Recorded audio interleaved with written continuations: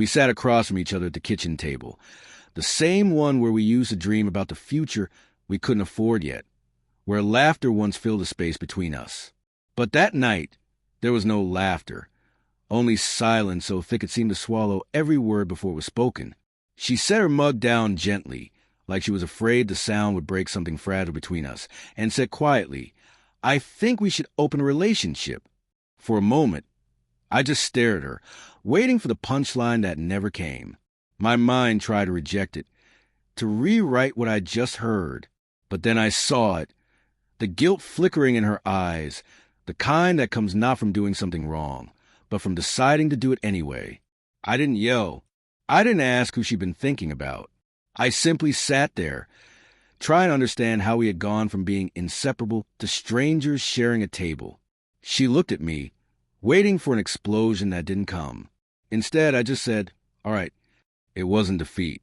It was clarity. The kind that comes after a long storm, when you finally see what's been broken for years. She blinked, confused. "Wait, you're not angry?" I gave a hollow laugh. "If you need someone else to feel what you used to feel with me, then maybe you should go find it." Her brow furrowed. "You're saying that like it doesn't matter." "It does," I said. "Just not in the way you think." For years, I had carried the weight of both of us. I was the one apologizing for things I didn't do, trying to hold together something that was already coming apart. I used to believe love meant never giving up. But sometimes, love means knowing when you're the only one still trying. That night, she packed a small bag. No tears. No begging. Just a polite kiss on the cheek and a soft, "This doesn't mean I don't love you." "I know," I said. "It just means you love yourself more right now." When the door closed behind her, the silence didn't sting. It felt peaceful. For the first time in years, I wasn't walking on eggshells, waiting for affection that never came. It was just me, and for once, that felt like enough. The days that followed were quiet. I went to work, came home, cooked dinner for one, and tried not to notice the empty chair across from me. It's strange how fast you adapt to someone's absence when their presence had already been fading for so long. Emma texted me a few times, brief, polite messages. "Hope you're eating. Don't forget the plants." Words that sounded more like courtesy than love. I didn't ask who she was with. I didn't need to. The distance between us wasn't about geography anymore. It was emotional, immeasurable, final. One night, curiosity got the better of me. I opened her profile. There she was, smiling. That same spark had returned, but not for me. Next to her stood another man, his arm around her waist, the kind of closeness that didn't need explaining. I waited for the anger to come, but it didn't. Instead, I felt a strange calm, because I finally understood she hadn't found something new. She had just gone back to the part of herself that always needed more. A few days later, she showed up at my door. Her hair was damp from the rain, her eyes restless. "Can we talk?" she asked softly. I stepped aside and let her in. She looked around the house, noticing the subtle changes, the rearranged furniture, the missing photos, the quiet that wasn't heavy anymore. "It feels different here," she murmured. "It is," I said simply.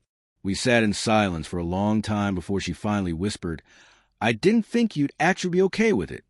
"You wanted freedom." I replied, "I just gave it to you." Her voice cracked. "But you didn't fight for me." I smiled faintly, not out of spite, but understanding. "You don't fight for someone who's already gone, Emma." Tears welled in her eyes, and for a moment, I saw the woman I had fallen in love with. But that woman was long gone. And maybe, so was a man who used to chase her. A week later, she sent a message. "Can we start over?" The old me would have said yes without thinking. The version of me that used to twist himself into knots just to feel worthy. But that man had learned something hard and necessary. Sometimes love isn't about holding on. It's about letting go before it destroys you. I didn't reply. Instead, I went for a walk through the quiet streets. The air was cool, the world calm. I wasn't waiting for closure anymore. Maybe that was closure itself. The next morning, I gathered a few things she left behind. The perfume bottle, the sketchbook, her reading glasses, and packed them neatly into a box. I left it by her door, without a note. No goodbyes, no explanations. Just silence.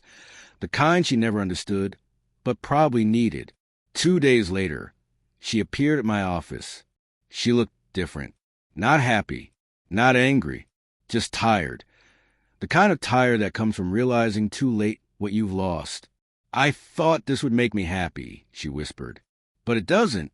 It just feels empty." I nodded. "That's the thing about open doors," I said quietly. "Sometimes the wind takes you somewhere you never meant to go." Her eyes filled again. "Can we fix this?" I looked at her for a long time, searching for the part of me that once couldn't imagine life without her. But he wasn't there anymore. "No," I said softly. "We can't fix something you chose to break." She nodded, defeated, and as she walked away, I didn't feel anger or relief, just peace. The kind that comes when you finally stop fighting for someone who doesn't fight for you. That night, sitting alone in the quiet, I deleted her number and smiled to myself. It wasn't bitterness. It was freedom, because I finally understood love doesn't die when someone leaves. It dies the moment you stop respecting yourself to keep them. And that night, I slept like a man who finally chose himself.